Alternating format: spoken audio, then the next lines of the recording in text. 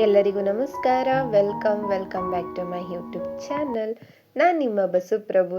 ನಾನಿವತ್ತು ನಿಮ್ಮ ಜೊತೆ ಒಂದು ಹೊಸ ವಿಡಿಯೋನ ಶೇರ್ ಮಾಡ್ಕೊತಾ ಇದ್ದೀನಿ. ಐ ಹೋಪ್ ಈ ವಿಡಿಯೋ ನಿಮ್ಮೆಲ್ಲರಿಗೂ ಕೂಡ ಇಷ್ಟ ಆಗುತ್ತೆ ಅಂತ ಅಂದ್ಕೊಂಡಿದ್ದೀನಿ. ಇಷ್ಟ ಆದರೆ ಪ್ಲೀಸ್ ಒಂದು ಪುಟ್ಟ ಲೈಕ್ ಮಾಡಿ, ಶೇರ್ ಮಾಡಿ, ಕಮೆಂಟ್ ಮಾಡಿ. ಹಾಗೆಯೇ ಯಾರೆಲ್ಲ ನನ್ನ ಚಾನಲ್ನ ಹೊಸ್ದಾಗಿ ನೋಡ್ತಿದ್ದೀರಾ ಪ್ಲೀಸ್ ಸಬ್ಸ್ಕ್ರೈಬ್ ಮಾಡ್ಕೊಂಡು ವಿಡಿಯೋನ ನೋಡಿ ಅಂತ ಹೇಳ್ತಾ ಬನ್ನಿ ಇವತ್ತಿನ ಡೇ ರೋಟೀನ್ ಬ್ಲಾಗ್ ಯಾವ ರೀತಿ ಇರುತ್ತೆ ಅಂತ ನಿಮ್ಮ ಜೊತೆ ಶೇರ್ ಮಾಡ್ಕೊತೀನಿ. ತಿಂಡಿಗೆ ರೆಡಿ ಮಾಡ್ಕೊತಾ ಇದ್ದೀನಿ ಇವಾಗ. ತಿಂಡಿ ಬಂದ್ಬಿಟ್ಟು ದೋಸೆನ ಮಾಡ್ಕೊತಾ ಇದ್ದೀನಿ. ನನ್ನೊಬ್ಬಳಿಗೆ ತಿಂಡಿ ಆಗಿರೋದ್ರಿಂದ ಬೇಗನೆ ತಿಂಡಿ ತಿಂತಾ ಇದ್ದೀನಿ. ಅಂತಂದರೆ ಇವಾಗ ಟೈಮ್ ಬಂದ್ಬಿಟ್ಟು ಒಂದು 8 ಗಂಟೆ ಆಗಿದೆ. ನಾನು ತೋರಿಸ್ತೀನಿ ನಿಮಗೆ ಟೈಮಿಂಗ್ಸ್ನ. ಅಷ್ಟು ಜಲ್ದಿ ತಿಂಡಿ ತಿಂತಾ ಇದ್ದೀನಿ. ಯಾಕೆ ನಾನು ಒಬ್ಬಳೇ ಬೆಳಿಗ್ಗೆ ತಿಂಡಿ ಒಬ್ಬಳೇ ತಿಂತಾ ಇದ್ದೀನಿ ಅಂತಂದರೆ ಮನೆಯವರೆಲ್ಲರೂ ಕೂಡ ಜಮೀನ್ಗೆ ಹೊಟ್ಟೋಗ್ಬಿಟ್ಟಿದ್ದಾರೆ. ಅಲ್ಲಿ ಸ್ವಲ್ಪ ಕೆಲಸ ಎಲ್ಲ ಇತ್ತು, ಎಲ್ಲರೂ ಆಳುಗಳೆಲ್ಲ ಅಲ್ಲೇ ಬರ್ತಾರೆ ಅಂದ್ಬಿಟ್ಟು ಅಲ್ಲೇ ಟಿಫನ್ ಮಾಡ್ಕೊತಾರೆ. ಅವರು ಅಲ್ಲೇ ರೆಡಿ ಮಾಡಿಕೊಂಡು ಅಲ್ಲೇ ತಿನ್ಕೊತಾರೆ. ನನ್ನೊಬ್ಬಳಿಗೆ ಆಗಿರೋದ್ರಿಂದ ನಾನು ದೋಸೆನ ಮಾಡ್ಕೊತಿದ್ದೆ ಇವಾಗ. ಹಾಗೆಯೇ ನಾನು ದೋಸೆ ಜೊತೆಗೆ ಹಾಲನ್ನು ಕೂಡ ಬಿಸಿ ಮಾಡಿ ಇಟ್ಕೊಂಡು ಅದನ್ನು ಕೂಡ ರೆಡಿ ಮಾಡಿ ಇಟ್ಕೊತಾ ಇದ್ದೀನಿ. ಎಲ್ಲನೂ ಕೂಡ ರೆಡಿ ಆದ ತಕ್ಷಣ ಹೋಗಿ ಸಮಾಧಾನವಾಗಿ ಕೂತ್ಕೊಂಡು ತಿಂಡಿ ತಿನ್ನೋದಷ್ಟೇ. ಯಾರೂ ಇಲ್ಲದೆ ಇರೋದ್ರಿಂದ ಆರಾಮಾಗಿ ನಿಧಾನಕ್ಕೇ ತಿಂಡಿ ತಿಂತೀನಿ. ಅಂದರೆ ಸ್ವಲ್ಪ ಬೇಗನೆ ತಿಂತಿದ್ದೀನಿ, ಹೊಟ್ಟೆ ಸ್ವಲ್ಪ ಹಸಿತಾ ಇತ್ತು ಅಂತ ಅಂದ್ಬಿಟ್ಟು. ಇನ್ನೇನು ಮಾಡೋದು, ಲೇಟ್ ಆದರೂ ನಾನು ಒಬ್ಬಳೇ ತಿನ್ನಬೇಕು, ಬೇಗ ಆದರೂ ನಾನು ಒಬ್ಬಳೇ ತಿನ್ನಬೇಕು ಅಂತ ಅಂದ್ಬಿಟ್ಟು ಬೇಗನೆ ಮಾಡಿಕೊಂಡೆ ತಿಂಡಿನೂ ಪ್ರಿಪ್ರೇಷನ್ನ. ದೋಸೆನ ಮಾಡ್ಕೊಂಡಿದ್ದೆ. ಹಾಗೆಯೇ ದೋಸೆ ಜೊತೆಗೆ ಕಾಂಬಿನೇಷನ್ ಏನಂತ ಕೇಳಿ ಹೇಳ್ತೀನಿ. ಏನಪ್ಪ ಅಂತಂದರೆ ನಾನು ಖಾರ ಬರುತ್ತಲ್ಲ, ಖಾರ ಆಗಿ ತುಪ್ಪನ ಹಾಕ್ಕೊಂಡಿದ್ದೀನಿ. ಒಂಥರ ಏನೋ ಗೊತ್ತಿಲ್ಲ, ಇದೊಂಥರ ಸಿಕ್ಕಾಬಟ್ಟೆ ಕಾಂಬಿನೇಷನ್ ಚೆನ್ನಾಗಿದೆ ಅಂತಲೇ ಹೇಳ್ಬೋದು. ಈ ಗೊಜ್ಜಿರ್ಬೋದು ಅಥವಾ ಸಾಗು ಏನೋ ಒಂದು ನಾವು ಮಾಡ್ಕೊಂಡಿರ್ತೀವಿ, ಚಟ್ನಿ, ಬಟ್ ಅದೆಲ್ಲನೂ ಕೂಡ ಟೇಸ್ಟ್ನ ಇದು ಕೂಡ ಮೀರಿಸುತ್ತೆ ಅಂತಲೇ ಹೇಳ್ಬೋದು. ಅಷ್ಟು ಚೆನ್ನಾಗಿರುತ್ತೆ ಇದ್ರದ್ದು ಎರಡರ ಕಾಂಬಿನೇಷನ್ನು. ನಾವು ಮೊದಲೆಲ್ಲ ರೊಟ್ಟಿ ಜೊತೆಗೆ ಎಣ್ಣೆ ಮತ್ತು ಖಾರನ ಜಾಸ್ತಿ ತಿಂದಿದ್ದೀನಿ ನಾನು ಅಮ್ಮನ ಮನೇಲಿ ಇರಬೇಕಾದ್ರಂತೂ ಸಿಕ್ಕಾಬಟ್ಟೆ ಒಂಥರ ಟೇಸ್ಟ್ ಸಖತ್ತಾಗಿರ್ತಿತ್ತು. ರೊಟ್ಟಿ ಜೊತೆಗೆ ಖಾರ ಹಾಕ್ಕೊಂಡು ಸ್ವಲ್ಪ ಎಣ್ಣೆ ಹಾಕ್ಕೊಳ್ಳೋದು. ಇವಾಗ ಅದೇ ನೆನಪಾಗ್ತಾ ಇತ್ತು. ಹಂಗೇ ಇವಾಗ ಹಾಲನ್ನು ಕೂಡ ಬಿಸಿ ಮಾಡಿಕೊಂಡು ನಾನಿವಾಗ ದೋಸೆನ ತಿಂತಾ ಇದ್ದೀನಿ. ಟೈಮ್ ನೋಡ್ತಾ ಇರ್ಬೋದು ಇವಾಗ ನೀವು, 8 ಗಂಟೆ 10 ನಿಮಿಷ ಆಗಿದೆ ಅಷ್ಟೇ. ಜಾಸ್ತಿ ಏನು ಟೈಮು ಕೂಡ ಆಗೋಗಿಲ್ಲ. ಬೆಳಗಿನ ತಿಂಡಿನೂ ಕೂಡ ಇವಾಗ ಮುಗಿಸ್ಕೊಂಡು ತಿಂಡಿ ತಿಂದಾದಮೇಲೆ ನಾನು ನಿಮ್ಮ ಜೊತೆ ನೆಕ್ಸ್ಟ್ ವಿಡಿಯೋನ ಕಂಟಿನ್ಯೂ ಮಾಡ್ತೀನಿ.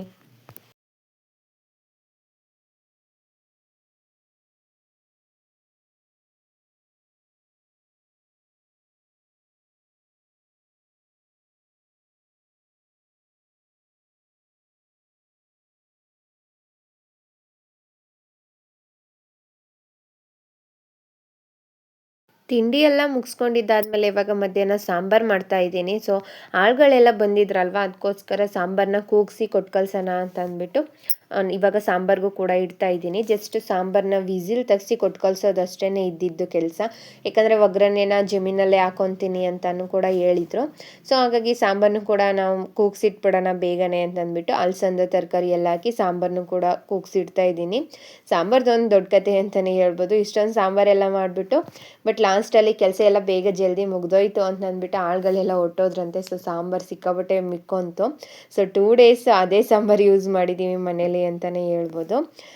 ಈ ರೀತಿ ಕತೆ ಆಗಿತ್ತು ನಂದು. ಮತ್ತು ಇನ್ನೇನು ಅಂದರೆ ಸಣ್ಣ ಪುಟ್ಟ ಕೆಲಸಗಳು ಏನೇನಿರುತ್ತೆ ಅದನ್ನೆಲ್ಲ ಕೂಡ ಹಂಗೆ ಮುಗಿಸ್ಕೊತಿದ್ದೆ.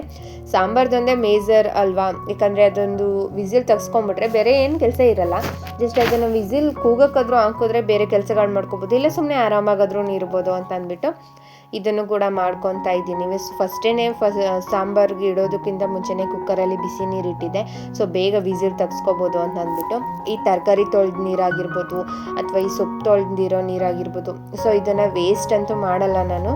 ಏನಕ್ಕೆ ಅಂದರೆ ಗಿಡಗಳಿಗೆ ಹಾಕೋದಕ್ಕಾಗುತ್ತೆ ಅಂತ ಅಂದ್ಬಿಟ್ಟು ಇಟ್ಕೊಂಡಿರ್ತೀನಿ.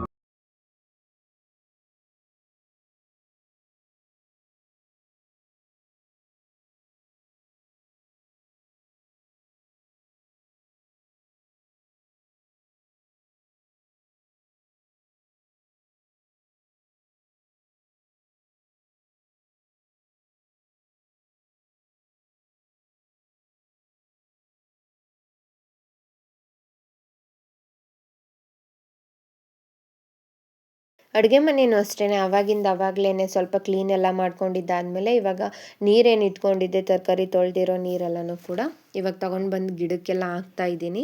ಸೊ ಇಷ್ಟೆಲ್ಲ ಮುಗಿಸ್ಕೊಂಡ್ಮೇಲೆ ಮುಗೀತು ಕೆಲಸ ಅಂತಲೇ ಹೇಳ್ಬೋದು. ಸೊ ಅದು ವಿಸಿಲ್ ತೆಗ್ಸೋವರೆಗೂ ಸ್ವಲ್ಪ ಟೈಮ್ ರೆಸ್ಟ್ ಅಂತಲೇ ಹೇಳ್ಬೋದು. ನೆಕ್ಸ್ಟ್ ಬೇರೆ ಕೆಲಸ ಇನ್ನೇನಿದೆ ಅದನ್ನೆಲ್ಲ ಸಣ್ಣ ಪುಟ್ಟದ ಮಾಡ್ಕೊಳ್ಳೋದು ಅಷ್ಟೇ. ಆದಷ್ಟು ಟ್ರೈ ಮಾಡ್ತಿದ್ದೀನಿ ವೀಡಿಯೋಸ್ ಎಲ್ಲ ಮಾಡ್ಕೊಂಡು ಅಪ್ಲೋಡ್ ಮಾಡಬೇಕು ಅಂತ.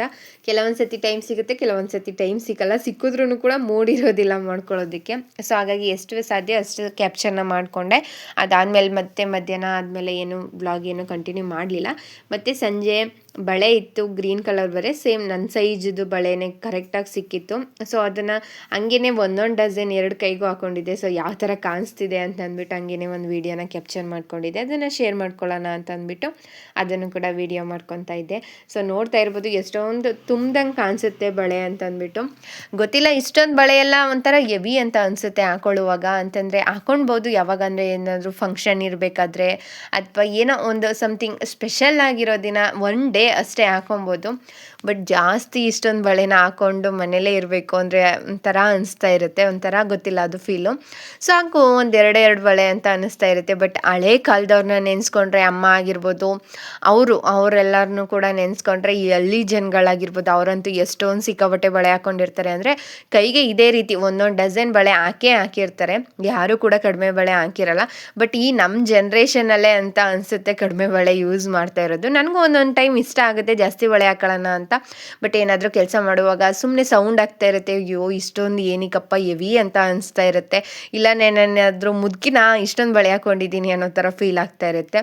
ಸೊ ಹಾಗಾಗಿ ಸುಮ್ಮನೆ ಹಂಗೆ ಹಾಕ್ಕೊಂಡು ನೋಡಿ ತೆಗೆದುಬಿಟ್ಟೆ ಅದನ್ನು. ಹಂಗೆ ತೆಗಿಬೇಕಾದ್ರೆ ಒಂದು ನಾನು ಇನ್ಸ್ಟಾದಲ್ಲಿ ರೀಲ್ಸಲ್ಲಿ ನೋಡ್ಕೊಂಡಿದ್ದೆ ಇದು ಟಿಪ್ಪು. ತುಂಬ ಟೈಮಿಂದ ಫಾಲೋ ಮಾಡ್ತೀನಿ ಇದನ್ನು. ಅಂದರೆ ಪ್ಲಾಸ್ಟಿಕ್ ಕವರ್ ಏನು ಬರುತ್ತೆ ಅದನ್ನು ಹಾಕ್ಬಿಟ್ಟು ಈಸಿಯಾಗಿ ರಿಮೂವ್ ಮಾಡ್ಕೋಬೋದು ಅಂತ ಅಂದ್ಬಿಟ್ಟು. ತುಂಬ ಈಸಿಯಾಗಿಯೇ ರಿಮೂವ್ ಮಾಡ್ಬೋದು, ಕೈಗೆ ಏನೂ ಡ್ಯಾಮೇಜ್ ಆಗೋಲ್ಲ. ಬಳೆ ಅಕಸ್ಮಾತ್ ಹೊಡೆದೋದ್ರೂ ಕೂಡ ಏಟಾಗಲ್ಲ ಕೈಗೆ. ಅಂದರೆ ಸ್ವಲ್ಪ ನಮ್ಮ ಕರೆಕ್ಟ್ ಸೈಜ್ ಬಳೆ ಹಾಕ್ಕೊಂಡಿದ್ದಾಗ ತೆಗಿಬೇಕು ಅಂದರೆ ಇದೊಂದು ಈಸಿ ಮೆಥಡು. ತುಂಬ ಅಂದರೆ ತುಂಬ ಚೆನ್ನಾಗಿದೆ ಈ ಟಿಪ್ಸ್ ಅಂತೂ ಕೂಡ.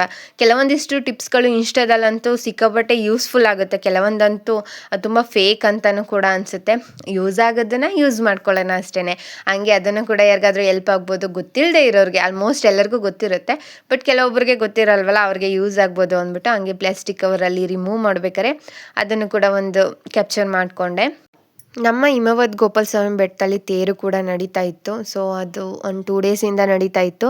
ಹಂಗೇನೆ ಟೆರೆಸ್ ಮೇಲೆ ವಾಕಿಂಗ್ಗೆ ಅಂತ ಹೋಗಿದ್ದಾಗ ಅದು ಲೈಟಿಂಗ್ಸ್ ಎಲ್ಲ ಹಾಕಿರ್ತಾರಲ್ಲ ದೇವಸ್ಥಾನದಲ್ಲಿ, ಅದು ತುಂಬ ಚೆನ್ನಾಗಿ ಕಾಣಿಸ್ತಾ ಇತ್ತು.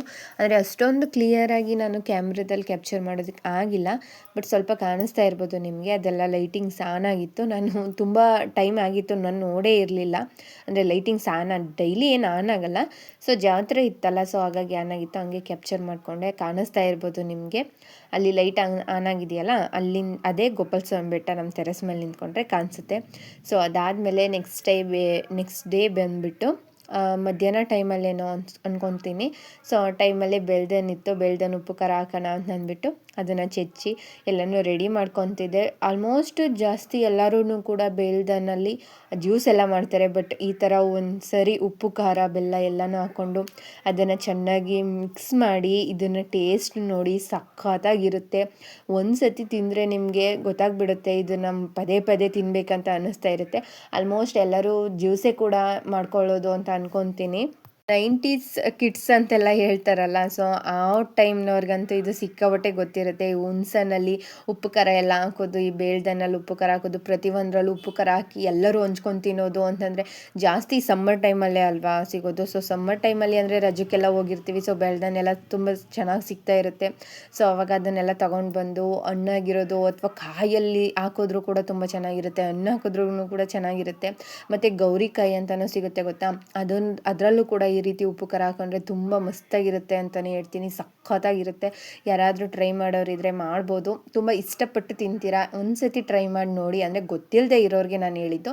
ಈ ಹಳ್ಳಿಲಿರೋರಿಗೆಲ್ಲ ಆಲ್ಮೋಸ್ಟ್ ಗೊತ್ತಿರುತ್ತೆ ಅಂತ ಅನ್ಕೊತೀನಿ. ಸೊ ಏನಿಲ್ಲ, ಜಸ್ಟ್ ಬ್ಯಾಳ್ದನ್ನೆಲ್ಲ ಸ್ವಲ್ಪ ಚಿವುಟ್ಕೊಂಡಿದ್ದಾದಮೇಲೆ ಅಲ್ಲಿಗೆ ಬೆಲ್ಲ ಹಾಕ್ಕೊಂಡಿದ್ದೀನಿ, ಮತ್ತು ಸ್ವಲ್ಪ ಉಪ್ಪು, ಖಾರದ ಪುಡಿ ಮತ್ತು ಸ್ವಲ್ಪ ಸಾಂಬಾರು ಪುಡಿ ಏನು ಬರುತ್ತೆ ಅದನ್ನು ಹಾಕ್ಕೊಂಡಿದ್ದೀನಿ. ಬೇಕು ಅಂದರೆ ಸ್ವಲ್ಪ ಸಕ್ಕರೆನೂ ಕೂಡ ಯೂಸ್ ಮಾಡ್ಕೋಬೋದು. ಸೊ ಇಷ್ಟನ್ನು ಹಾಕಿ ಚೆನ್ನಾಗಿ ಅದನ್ನು ಮಿಕ್ಸ್ ಮಾಡಬೇಕು. ಸ್ಪೂನಲ್ಲಿ ಸ್ಪೂನಲ್ಲಿ ಮಿಕ್ಸ್ ಮಾಡ್ತೀನಿ ಅಂದರೆ ಅದು ಅಷ್ಟೊಂದು ಟೇಸ್ಟ್ ಬರಲ್ಲ ಅಂತಲೇ ಹೇಳ್ತೀನಿ. ಆದಷ್ಟು ನೀವು ಕೈಯಲ್ಲೇ ಅದನ್ನು ಚೆನ್ನಾಗಿ ಮಿಕ್ಸ್ ಮಾಡಿ, ಆಗ ಸಖತ್ತಾಗಿರುತ್ತೆ, ಒಂಥರ ಜ್ಯೂಸಿ ಥರ ಬಂದಿರುತ್ತೆ ಅಂತಲೇ ಹೇಳ್ತೀನಿ. ಅಷ್ಟು ಸೂಪರಾಗಿರುತ್ತೆ. ಈ ಥರ ಟೇಸ್ಟ್ ಎಲ್ಲೂ ಸಿಗೋದಿಲ್ಲ ಅಂತ ಅನ್ಕೊತೀನಿ. ಯಾವ ಪಿಜ್ಜಾ ಬರ್ಗರ್ ತಿಂದರೂ ಕೂಡ ಇದನ್ನು ತಿನ್ನೋ ಅಷ್ಟು ಟೇಸ್ಟ್ ಎಲ್ಲೂ ಸಿಗಲ್ಲ. ಈ ಮಾವಿನಕಾಯಿ ಉಪ್ಪು ಖಾರ ಹಾಕೊಂಡು ತಿನ್ನೋದಾಗಿರ್ಬೋದು, ಇದಾಗಿರ್ಬೋದು, ಮಸ್ತಾಗಿರುತ್ತೆ ಅಂತಲೇ ಹೇಳ್ತೀನಿ. ಆದಷ್ಟು ಟ್ರೈ ಮಾಡಿ ನೋಡಿ, ಇದನ್ನು ಸೂಪರಾಗಿರುತ್ತೆ. ಈ ಪಿಜ್ಜಾ ಬರ್ಗರೇ ಏನು ಭಾರಿ ಟೇಸ್ಟು ಅನ್ನೋ ಥರ ಏನು ಅನಿಸಲ್ಲ, ಬಟ್ ಇದಂತೂ ಸಖತ್ತಾಗಿರುತ್ತೆ ಅಂತಲೇ ಹೇಳ್ತೀನಿ. ಒಂಥರ ಏನು ಹೇಳ್ತಾರೆ, ಇದೊಂಥರ ಹಿರಿಯರು ಕೊಟ್ಟಿರೋದು ಅಂತಲೇ ಹೇಳ್ಬೋದು, ಅಥವಾ ಏನೋ ಗೊತ್ತಿಲ್ಲ, ಇದೊಂಥರ ಚೆನ್ನಾಗಿರುತ್ತೆ ಸ್ನ್ಯಾಕ್ಸ್ ಅಂತಲೇ ಹೇಳ್ಬೋದು. ಸೊ ಹಂಗೇ ಅದನ್ನೆಲ್ಲ ರೆಡಿ ಮಾಡ್ಕೊತ ಇವಾಗ ಚೆನ್ನಾಗಿ ಅದನ್ನು ಮಿಕ್ಸ್ ಮಾಡ್ತಾ ಇದ್ದೀನಿ ನಾನು. ಈ ರೀತಿಯಾಗಿ ನಡೀತಿರುತ್ತೆ. ಕೆಲವೊಂದು ಸತಿ ಏನಾದರೂ ತಿನ್ನಬೇಕು ಅಂತ ಅನ್ನಿಸ್ದಾಗ ಖಾರವಾಗಿ ಇದು ಮಸ್ತಾಗಿರುತ್ತೆ. ಬಟ್ ಜಾಸ್ತಿ ಜನ ಇರಬೇಕು, ಆವಾಗಲೇ ಚೆನ್ನಾಗಿರೋದು ಅಂತಲೇ ಹೇಳ್ತೀನಿ. ಯಾಕಂತಂದರೆ ಅದನ್ನು ಸ್ವಲ್ಪ ಬರುತ್ತೆ ನೋಡಿ, ಅದು ಎಲ್ಲರಿಗೂ ಕೂಡ ಟೇಸ್ಟು ಆವಾಗ ತುಂಬ ಚೆನ್ನಾಗಿರುತ್ತೆ. ಈ ಒಬ್ಬರೇ ಕುತ್ಕೊಂಡು ತಿನ್ನಬೇಕು ಅಂದರೆ ಸ್ವಲ್ಪ ಬೇಜಾರು ಅನ್ನಿಸ್ತಾ ಇರುತ್ತೆ. ಯಾರಾದರೂ ಕಂಪ್ನಿ ಕೊಡೋರಿದ್ದರೆ, ಇಲ್ಲ ಅಣ್ಣ ತಮ್ಮ ಅಕ್ಕ ತಂಗಿ, ಸೊ ಈ ರೀತಿ ಸಮ್ಮರ್ ಟೈಮಲ್ಲಿ ರಜಕ್ಕೆ ಅಂತ ಸೇರ್ಕೋತೀವಿ ನೋಡಿ, ಆವಾಗ ಈ ಥರ ಎಲ್ಲ ಮಾಡ್ಕೊಂಡು ತಿನ್ನೋದ್ರ ಮಜಾನೇ ಬೇರೆ ಅಂತಲೇ ಹೇಳ್ಬೋದು. ಎಲ್ಲರಿಗೂ ಸ್ವಲ್ಪ ಬಂದಿರುತ್ತೆ, ಬಟ್ ಟೇಸ್ಟ್ ಮಾತ್ರ ಸಖತ್ತಾಗಿರುತ್ತೆ. ಸೊ ಆ ಥರ ಇದನ್ನು ಟ್ರೈ ಮಾಡಿ ಅಂತಲೇ ಹೇಳ್ತೀನಿ. ಸೊ ಈ ರೀತಿ ಎಲ್ಲ ಚೆನ್ನಾಗಿ ಮಿಕ್ಸ್ ಮಾಡಿಕೊಂಡು, ನಾವು ಬೇಳ್ದನ್ನು ಹೊಡೆದಿರೋ ಕಂಠ ಏನು ಬರುತ್ತೆ ನೋಡಿ, ಅದನ್ನು ಕಂಠ ಅಂತ ಅಂತೀವಿ. ಸೊ ಬೇರೆ ಏನಂತ ಕರೀತಾರೆ ಗೊತ್ತಿಲ್ಲ ನನಗೆ, ಬಟ್ ನಾವು ಅದೇ ರೀತಿ ಕರೆಯೋದು ಅಂತ ಅನ್ಕೊತೀನಿ. ಅದರೊಳಗಡೆಗೇ ಇದನ್ನು ಹಾಕ್ಕೊಂಡು ಅದರಲ್ಲೇ ಸ್ವಲ್ಪ ಬೆರಳಲ್ಲಿ ತಗೊಂಡು ತಿನ್ನೋದ್ರಲ್ಲಿರೋ ಮಜಾನೇ ಬೇರೆ ಅಂತಲೇ ಹೇಳ್ಬೋದು. ಅಷ್ಟು ಸೂಪರಾಗಿರುತ್ತೆ. ಹಾಗೆಯೇ ನಾನು ಸ್ವಲ್ಪ ಟೇಸ್ಟ್ ನೋಡಿದೆ ಸರಿಯಾಗಿದೆಯಾ ಏನು ಅಂತ ಅಂದ್ಬಿಟ್ಟು. ಸೊ ತುಂಬ ಚೆನ್ನಾಗಿ ಬಂದಿತ್ತು. ಈ ಥರ ಎಲ್ಲ ರೆಡಿ ಮಾಡಿದ್ದಾದಮೇಲೆ ಇದನ್ನು ನಾನು ಆವಾಗಲೇ ಹೇಳ್ದೆ ಅಲ್ವಾ, ಬೆಳ್ದನ್ ಕಂಠ ಅಂತ. ಸೊ ಅಲ್ಲಿಗೆ ಹಾಕ್ಬಿಟ್ಟು ಹಂಗೆ ಇಟ್ಬಿಟ್ಟಿರ್ತೀನಿ ಒಂದು ಸ್ವಲ್ಪ ಹೊತ್ತು. ಅದಾದಮೇಲೆ ಅದು ಸ್ವಲ್ಪ ಜ್ಯೂಸಿ ಥರ ಬರುತ್ತೆ. ನಾನು ಆಮೇಲೆ ಲಾಸ್ಟಲ್ಲಿ ತಿನ್ನುವಾಗ ತೋರಿಸ್ತೀನಿ ಅದನ್ನು ಯಾವ ಥರ ಇರುತ್ತೆ ಅದು ಅಂತ. ತಿಂದಿರೋರಿಗೆ ಗೊತ್ತಿರುತ್ತೆ ಅಂತ ಅನ್ಕೊತೀನಿ. ಸೊ ಮತ್ತೆ ನಾನು ಇದನ್ನು ಎಡಿಟ್ ಮಾಡ್ತಿರುವಾಗ ಮತ್ತೆ ನನ್ನ ಬಾಯಲ್ಲಿ ನೀರು ಬರ್ತಿದೆ, ಯಾಕಂದರೆ ಅಷ್ಟು ಸಖತ್ತಾಗಿರುತ್ತೆ. ಇದಂತೂ ಹೇಳೋದಕ್ಕೆ ಅಸಾಧ್ಯನೇ ಬಿಡಿ, ಆ ಥರ ಚೆನ್ನಾಗಿರುತ್ತೆ ಟೇಸ್ಟು. ಒಂದ್ಸತಿ ಟ್ರೈ ಮಾಡಿ ನೋಡಿ ಅಂತ ಹೇಳ್ತಾ ಇದನ್ನು ಹಂಗೆ ಸಪ್ರೇಟ್ ಸೈಡಲ್ಲಿ ಎತ್ತಿಟ್ಬಿಟ್ಟು, ಹಂಗೆ ಸ್ವಲ್ಪ ಹನಿ ಬರ್ತಿತ್ತು ಅಂತ ಅಂದ್ಬಿಟ್ಟು ಕೂತ್ಕೊಂಡಿದ್ದೆ ಒಂದು ಸ್ವಲ್ಪ ಹೊತ್ತು ಆಚೆ ಕಡೆ. ಹಂಗೆ ನಮ್ಮ ಪಕ್ಕದ ಮನೆಯವ್ರು ಬಂದಿದ್ರು ಅಂದ್ಬಿಟ್ಟು ಆ ಜೊತೆ ಸ್ವಲ್ಪ ಟೈಮ್ ಮಾತಾಡಿದ್ದಾದಮೇಲೆ ಇವಾಗ ಲಾಸ್ಟಲ್ಲಿ ತೊಗೊಂಡು ತಿಂತಾ ಇದ್ದೀನಿ. ನೋಡ್ತಾ ಇರ್ಬೋದು, ತಿಂತಿರೋದು ನೋಡಿದ್ರೇ ಒಂಥರ ಮಜಾ ಬರ್ತಾ ಇರುತ್ತೆ. ಸೊ ಅಷ್ಟು ಚೆನ್ನಾಗಿ ಜ್ಯೂಸಿ ಥರ ಆಗಿರುತ್ತೆ. ಬೆಲ್ಲ ಎಲ್ಲ ಹಾಕಿರ್ತೀವಿ ಅಲ್ವಾ, ಸೊ ಚೆನ್ನಾಗಿ ಇಳಿದಿರುತ್ತೆ ರಸ ಎಲ್ಲ. ಸೊ ಸಖತ್ತಾಗಿರುತ್ತೆ ಅಂತಲೇ ಹೇಳ್ತೀನಿ. ಒಂದ್ಸತಿ ಟ್ರೈ ಮಾಡಿ ನೋಡಿ ಅಷ್ಟೇ.